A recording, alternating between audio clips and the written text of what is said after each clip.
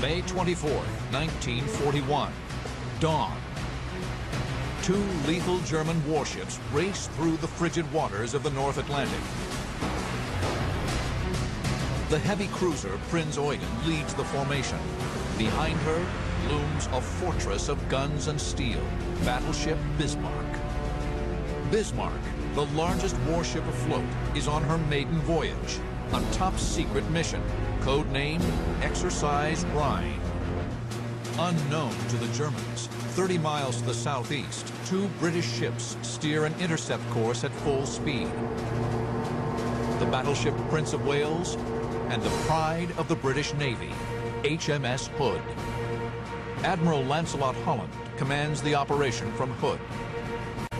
Ted Briggs is an 18-year-old signalman. Hood's reputation was fantastic. She was the be-all and end-all as far as we were concerned. Without a doubt, she was the most famous warship of any kind, of any country. Hood is the embodiment of British sea power.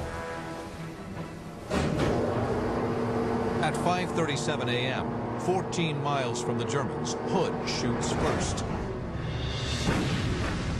The shells land off Prinz Eugen's starboard bow.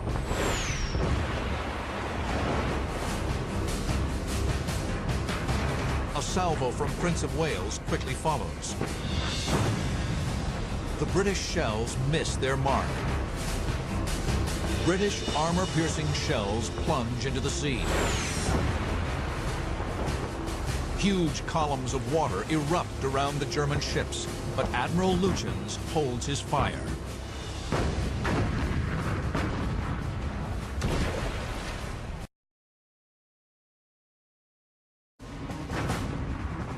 The British blast away.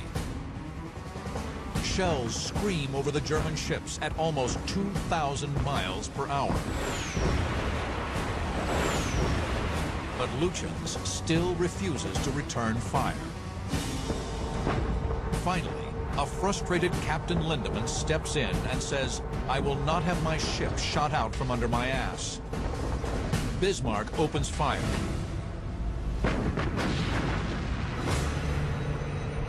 Lethal one-ton shells tear toward Hood. Now, on May 24, 1941, Hood and Bismarck open fire.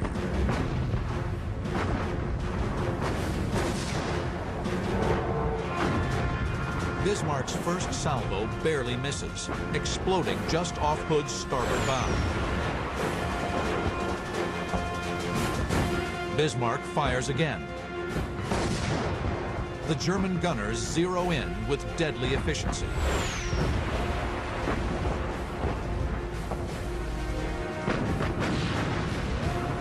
The pride of the Royal Navy is squarely in their sights.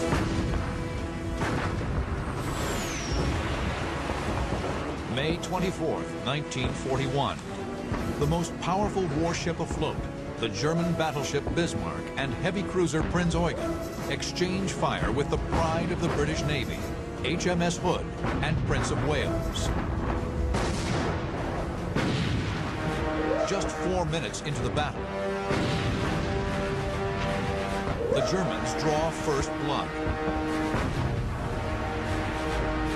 A shell rips through Hood's ammunition locker, exploding 4-inch anti-aircraft shells. A hurricane of shrapnel cuts down the men on the deck.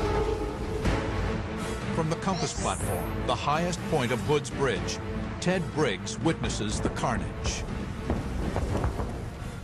That hit penetrated at the base of the mainmast, and it caused a fire around the 4-inch ready-use lockers, which was creating one hell of a mess and killed quite a lot of people. Another shell strikes Hood close to her main tower. The situation is desperate. At 8 miles, Admiral Holland orders a hard turn to port to bring her full broadside to bear. Bismarck fires her 8 15-inch guns.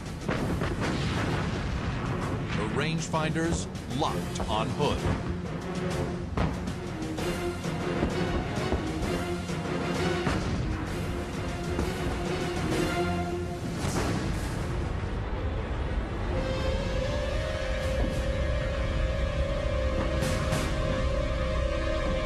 After 20 seconds in flight, a single 1,700-pound armor-piercing shell plunges through Hood. Dead center. The armor-piercing shell penetrates deep into the bowels of the ship. The powder in a main magazine ignites. British crewmen on Prince of Wales watch in muted horror as a geyser of flames spews from Hood's ruptured deck. Then, a huge explosion buckles the hull, twisting and shearing the mighty ship in half.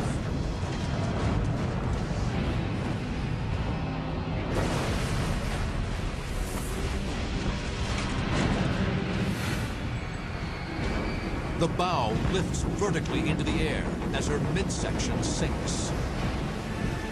She'd gone about 30 degrees, 30, 40 degrees, I suppose. We realized that she just wasn't coming back. There was no order given to abandon ship. It wasn't necessary. Ted Briggs and the men on the compass platform struggled to escape. The flag lieutenant was just in front of me. And the squadron navigating officer, Commander Warren, stood to one side to let me go through. He just went like that. Can't forget that. Across the water, the Germans look on at their stricken adversary. As Hood slides beneath the waves, her forward turret fires a final defiant salvo before slipping into darkness.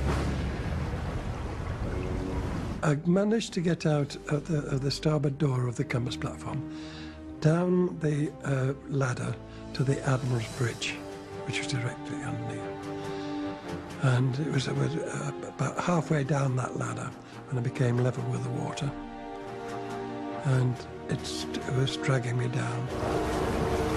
Briggs is pulled deeper and deeper by the sinking ship. I honestly thought I'd had it. It was then that I suddenly seemed to shoot to the surface. I came up and looked around, and there was the ship.